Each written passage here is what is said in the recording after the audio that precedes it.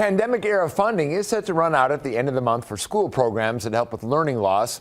Fox 5 is getting answers to see what's being done to make sure students in the Clark County School District don't get left behind. Fox 5's Sean Dowling spoke to program directors about what it means to have that money dry up and has more on CCSD's plans for this new chapter. The directors of both local organizations say they made the most with the money they were given, but even millions of extra dollars didn't solve every problem because they knew the funding was eventually coming to an end.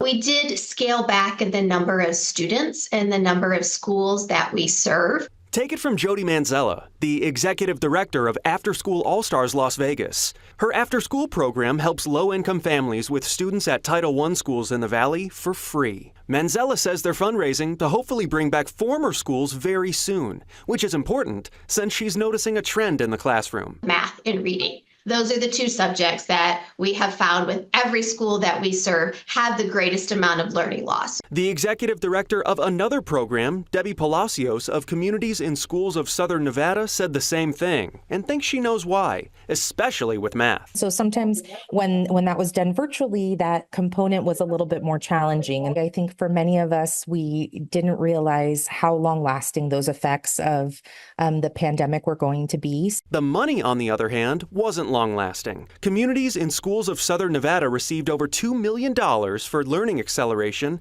and wraparound support to help students with learning loss at 61 schools in the district. States received over $189 billion in elementary and secondary school emergency relief, or ESSER grants, as part of the American Rescue Plan Act. Over $1 billion came to Nevada. But is it enough? There's never enough, Sean. There's always a need that is out there. The funding running out comes amid a recent national survey showing about 40% of K-12 students this school year are behind grade level in schools out west. To keep track of students who might be falling behind, CCSD uses tests like map growth to provide immediate feedback to teachers to address the academic needs of students in their classrooms. So to recap what's being done here, these groups are fundraising to pump more money into their programs so students and families don't feel the effect of the money drying up. And CCSD monitors student successes and setbacks with real-time testing several times a year.